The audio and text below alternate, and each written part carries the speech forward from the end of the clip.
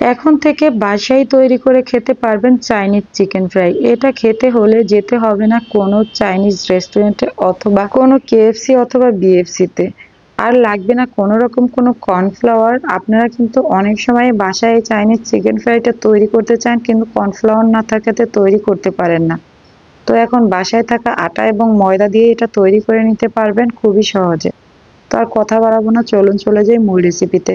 Hello everyone, আসসালামু আলাইকুম, welcome back to my channel Tanzila kitchen house. তো এখানে আমি 6 পিস মতো চিকেন নিয়েছি। 1 কেজির মতন চিকেন হবে এখানে। বড় বড় চিকেনের শুধুমাত্র লেগ পিস গুলো নিয়েছি। এবার আমি এটাকে ম্যারিনেট করে নিচ্ছি। 1 চা চামচ করে আদা বাটা, রসুন বাটা এবং ধনিয়া, জিরা আর লাল মরিচের গুঁড়া দিয়েছি 1 চা চামচ করে। গোলমরিচের গুঁড়া দিয়েছি 1 চা চামচ। সয়া সস দিয়েছি আমি এখানে 2 চা চামচ। আর 1 চা চামচ দিয়েছি আমি এখানে ফিশ সস। আর দিয়েছি এখানে আমি চিলি সস।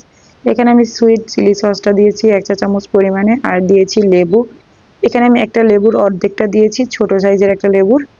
দেখতে পাচ্ছেন লেবুর অর্ধেকটা কিন্তু আমি চিপে দিয়ে দিয়েছি, শুধুমাত্র রসটা। আর এখানে দিয়ে দিয়েছি স্বাদ মতো লবণ। দিয়ে দিয়েছি 1 চা চামচ পরিমাণে টমেটো সস। লবণটা কিন্তু অবশ্যই স্বাদ অনুযায়ী দিবেন। আপনারা সয়া সস যদি ব্যবহার করেন সেক্ষেত্রে লবণের পরিমাণটাকে কিন্তু একটু কমিয়ে দিতে হবে, সয়া সসে যেহেতু লবণ থাকে। আর আমি এটা তৈরি করার আগে এতটা তাড়াহুড়ো করেছিলাম যে একদম এটা কেটে নিতেই ভুলে গিয়েছি। তো দেখতে পাচ্ছেন লেগের একদম যে নিচের সাইডটা সেখানে একটু আমি কেটে নিয়েছি বলতে দাগ কেটে নিয়েছি, এতে করে চিকেনটার ভিতরে খুব সুন্দরভাবে মশলাটা ঢুকবে। আর চিকেনের উপর থেকে একটা দাগ কেটে নিয়েছি, চিকেনের যে লেগের নিচের থেকে একটা দাগ কেটে নিয়েছি ছুরির সাহায্যে। তো এটা এখন আমি খুব ভালোভাবে মাখিয়ে হাতের সাহায্যে ম্যারিনেট করে রেখে দিয়েছিলাম সারা রাতের জন্য ফ্রিজে। তো ওভারনাইট এটাকে আমি ফ্রিজে রাখার পরে পরের দিন আমি বের করে তারপর এটাকে একটা ডিম ভেঙে দিয়ে আবার একটু মাখিয়ে নিচ্ছি। আর এখানে আমি দিয়ে দিয়েছি 1/4 কাপ পরিমাণে ময়দা। এখানে আপনাদের যাদের কাছে কর্নফ্লাওয়ার নাই তারা কিন্তু এই ময়দাটা দিবেন, আর যাদের কাছে কর্নফ্লাওয়ার আছে তারা সেটা দেওয়ার চেষ্টা করবেন 2 টেবিল চামচ পরিমাণে। আর যাদের কাছে চালের গুঁড়ো আছে তারা চাইলে কর্নফ্লাওয়ারের পরিবর্তে চালের গুঁড়োটাও দিতে পারেন। তবে এর যে মিক্সিংটা সেটা যেন একদমই বেশি মোটা না হয়ে যায় কোটিংটা। একদম কোটিংটা হালকা একটা পাতলা কোটিং থাকবে। দেখতে পাচ্ছেন আমি কিভাবে করেছি কোটিংটা। এরপর আমি চুলায় আগে থেকে প্যান বসিয়ে রেখেছিলাম, তার মধ্যে আমি দিয়ে দিয়েছি একে একে। তো দেখতেই পাচ্ছেন চিকেনটা কিন্তু আমি একে একে দিয়ে তারপর এর উপর একটু হাতার সাহায্যে তেলটা ছিটিয়ে দিচ্ছি, যাতে করে উপর থেকে খুব ভালোভাবে হয়ে যায় আর উল্টানোর সময় কোনোভাবে একটা সাইড সরে না যায় ময়দার কোটিংটা।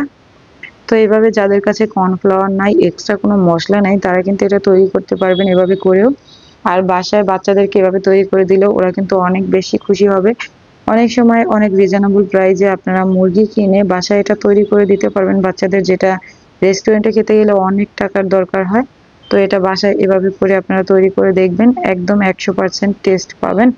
অন্তত রেস্টুরেন্টের থেকে একটু কম টেস্ট হবে না, বরঞ্চ বেশি ছাড়া।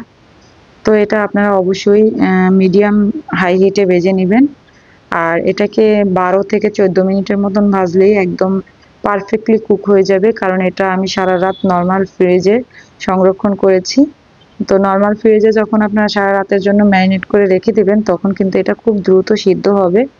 আর যদি আপনারা ম্যারিনেট করে সাথে সাথে ভেজে নেন সেক্ষেত্রে কিন্তু টেস্টটা একটু কম আসবে, যেহেতু মশলাটা ভালো করে ভিতরে ঢুকবে না আর সিদ্ধ হতেও একটু সময় লাগবে।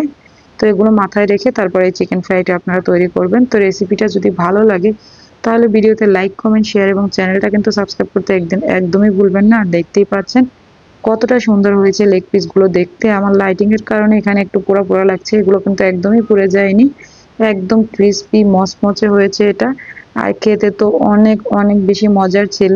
আর আপনারা একবার হলেও এই রেসিপিটা ফলো করে বাসায় তৈরি করে দেখবেন যেটা কতটা মজার ছিল।